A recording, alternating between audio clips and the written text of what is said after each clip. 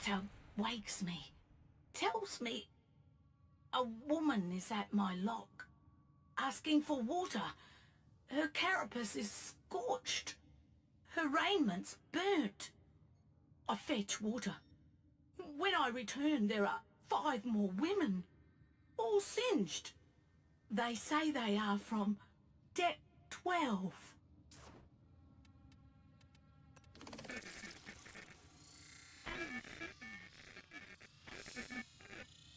There is no Deck 12.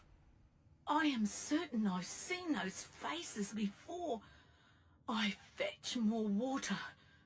I return. They are gone. I return to my rack feeling. I return to my rack angry at the inconvenience is what I do.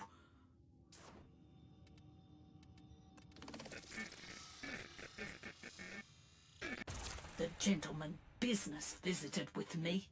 Inconvenient. Why? Why so much talk when there is so much to do? A gentleman business communicated the belief that... such nonsense. That I must make peace with what happened on Deck 12.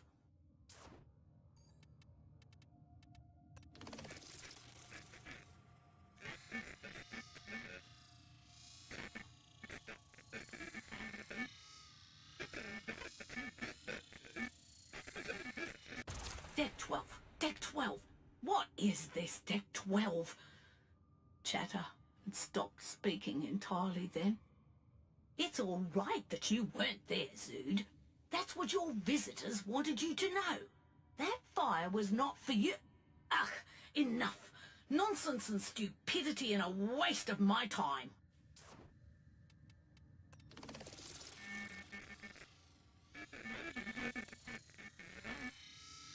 So many visitors. Every one of them hoping to take something away. Dealing with them is like an uncomfortable dream, while speaking with chatter is like being shaken awake. Are they real? How real are you when you're sleeping? How real are you? Floating, dreaming you are somewhere else? That's what chatter wants to know. How did the women at my lock know my name?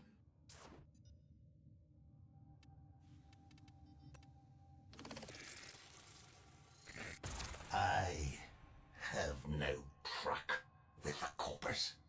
The greatest damage done by avarice for the sake of avarice is precisely that it, without remorse, relent, demonstrates the easy sale of men and women who lend their bodies, their intellects, their voice to ends in which they themselves do not believe. The temple of profit is an ideology that teaches one thing only, that all creations of the mind, words, images, and ideas are meaningless.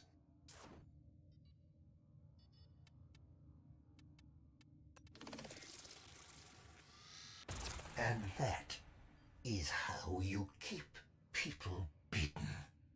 By starving them not only of models of something better, but draining them of wholesome inspiration, denying them examples of a higher way of being, and sapping them of any belief that they can achieve it.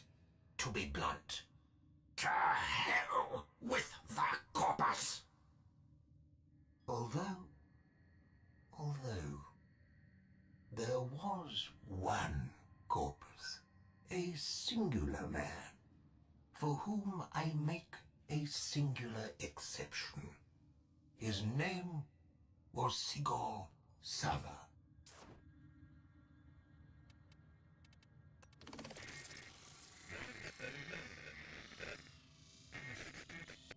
I was a younger man then, an assistant to the efforts of morphology specialist Sigor Sava, though I don't think he ever knew my name.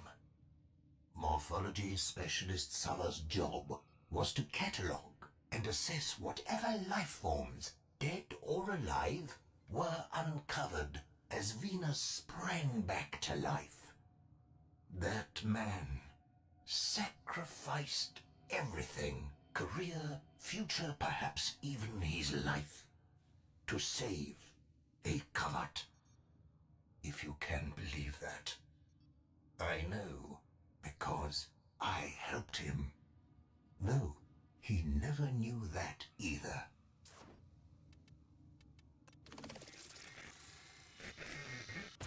The covert, specimen VK7, had been tracked to her lair and was to be destroyed. Sigor prevented that at the cost of his liberty, and was soon to lose his life. Coward that I was, I told myself there was nothing I could do. Then she was there, VK7, in front of my hab, waiting, looking at me with more intelligence than any covert should have. And she dropped keys at my feet. The keys to the security center. It was I who opened the door to Sigor's cell, who watched as VK7 dispatched Sigor's would-be executioner, a corpus I had often worked with in Reclamation 3. It was I who ensured one cargo pod in particular was replotted to intercept an outbound Solaris rail tractor. It was I who sealed multiple bulkheads to stem the flow of troopers, meaning to end them both.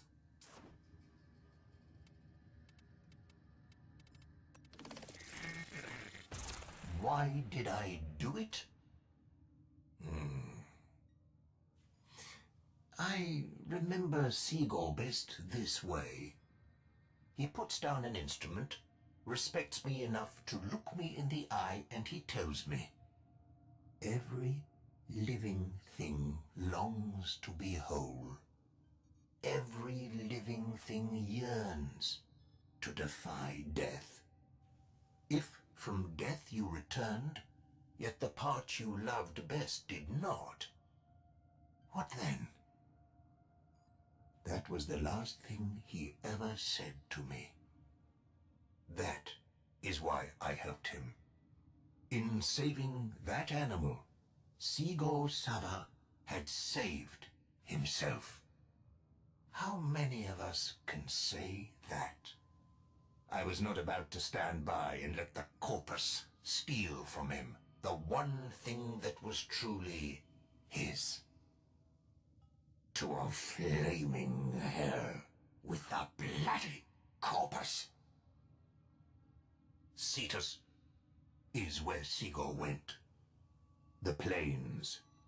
His story is out there, if you want to hear it.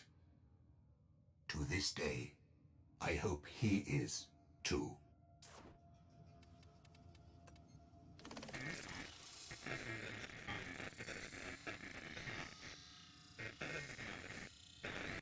In this life, a person has to find that which is more important than themselves.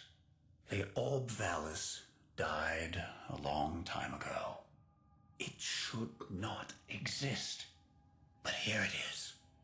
It has a second chance. If that's not hope, then what is? I respect anything that fights its way back from death.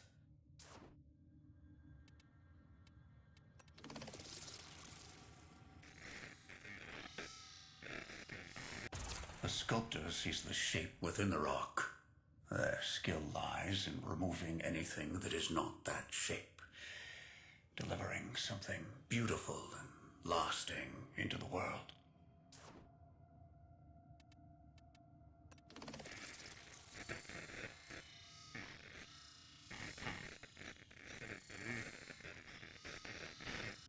I was a sculptor of sorts, modest. My task was the considered removal of those who obscured the shape of what we wanted to be. With their deletion, a just society came into clearer focus. Small actions lead to powerful outcomes. One example, a young man is repoed, and Unico resurrects the resistance. Wise conservation is all about understanding patterns, cause and effect. When orchestrating change in an ecosystem, ask, how will the system reconfigure in response to the new species? New forests?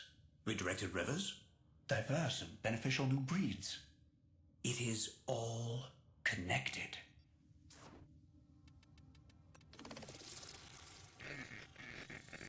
It was Legs' punishment that inspired Unico to resurrect Solaris United. Lean and wise. It's time for that hungry, furious wolf to enter the woods. For the corpus to receive a selective and beneficial extinction. A small price to pay. A young man's body. An old man's soul.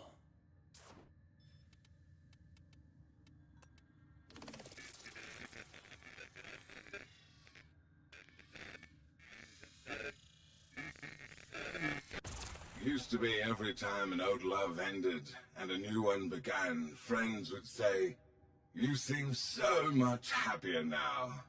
And I'd smile and I'd agree, and then I'd go back to my hub and say your name, just to feel it on my lips again. Like summoning a ghost.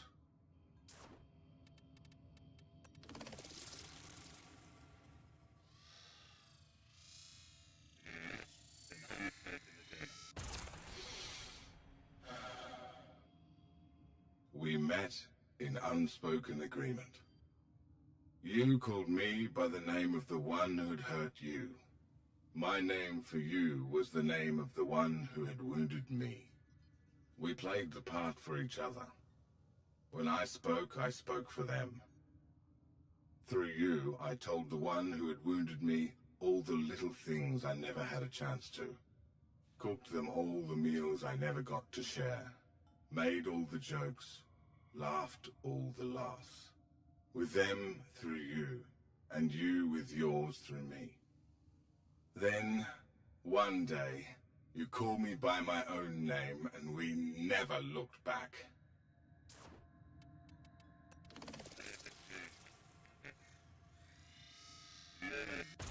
There's a dream I have every now and then.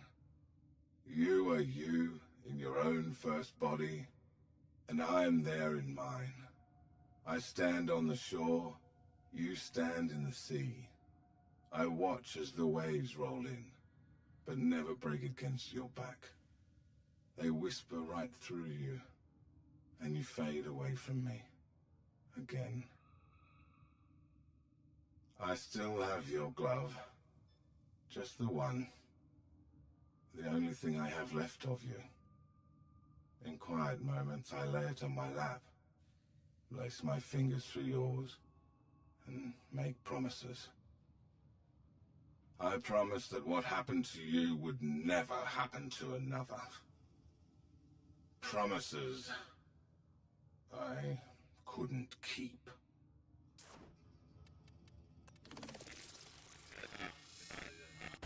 I sold my arms to buy you an arm. I sold my legs to buy you a leg. I sold my lungs, my bones, my heart to buy a safe place to cradle your beautiful head. I bought you back from them. I bought you back to me. You in the body I had bought for you, me in the body I had earned to replace the one I sold.